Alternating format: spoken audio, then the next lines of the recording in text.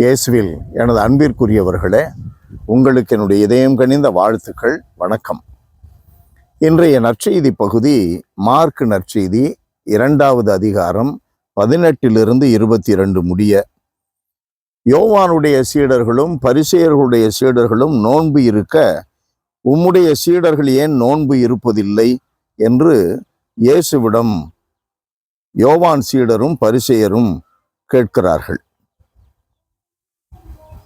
அப்பொழுது ஆண்டவர் சொல்லுகிறார், மணமகன் தங்களோடு இருக்கும் வரை மண விருந்தினர்கள் நோன்பு இருக்க முடியுமா?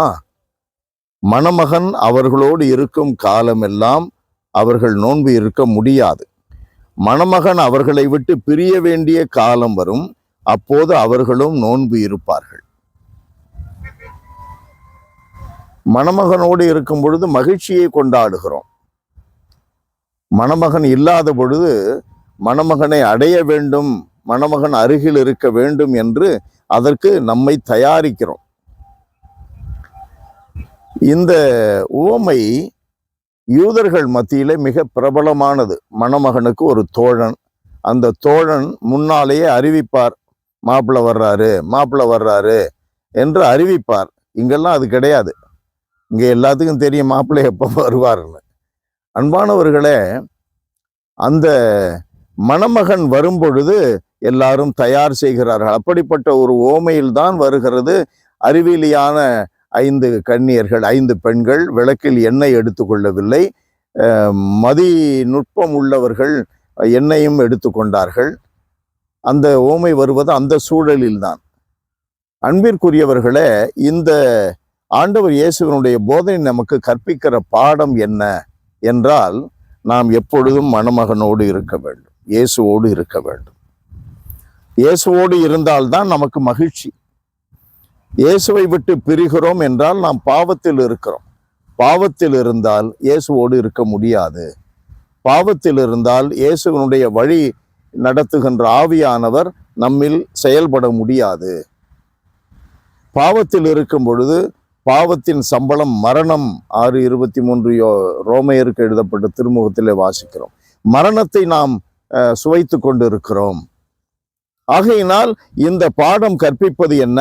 நம்முடைய வாழ்க்கையில் இயேசுவை விட்டு பிரியாமல் இருக்க, எப்பொழுதும் அந்த மகிழ்ச்சியில் இருக்க இயேசுவை விட்டு பிரியாமல் இருப்பது அவசியம். இயேசுவை விட்டு பிரியாமல் இருப்பதற்கு என்ன செய்ய வேண்டும்? பழைய தோற்பைகளில் புதிய ரசத்தை ஊற்றுவது போல நம்முடைய பழைய குணங்களோடு, மறு உள்ள நிறைய தவறான குணங்கள் மத்தியில் இயேசுவை நட்டு வைக்க முடியாது. நாம் அறவே அவைகளை அகற்றிவிட்டால்தான் புதிய வாழ்வை ஆரம்பிக்க முடியும். எபேசியருக்கு எழுதப்பட்ட திருமுகத்தில் 4வது அதிகாரம் 24 நம்ம வாசிக்கிறோம், ஆதியிலே படைக்கப்பட்ட புனிதத்திலும் நீதியிலும் உள்ள அந்த புதிய இயல்பை அணிந்து கொள்ளுங்கள். அந்த பழைய சட்டையை போட்டுக்கிட்டு, உள்ள பழைய சட்டையை போட்டு, மெக்கானிக் இருக்கான்ல, அந்த எண்ணெயோட இருக்கிற அழுக்கோட இருக்கிற அந்த கருப்பா சட்டையை போட்டுக்கிட்டு மேலே நீ கோட்டு போட்டுக்கிட்டு வந்தாக்க ரொம்ப பிரமாதமா இருக்குமா?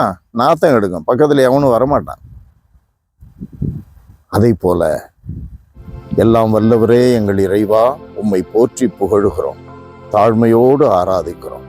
ஆண்டவரே, எங்களுடைய அன்றாட வாழ்க்கையில் தினம்தோறும் எங்களை சுத்தப்படுத்தி கொண்டு மணமகனாக இருக்கிற கிறிஸ்துவின் அருகிலேயே இருக்கிறதுனால் எங்களுக்கு ஏற்படுகின்ற மகிழ்ச்சியில் நாங்கள் திளைக்க, அதில் நிலைக்க எங்களுக்கு அருள்தாரும்.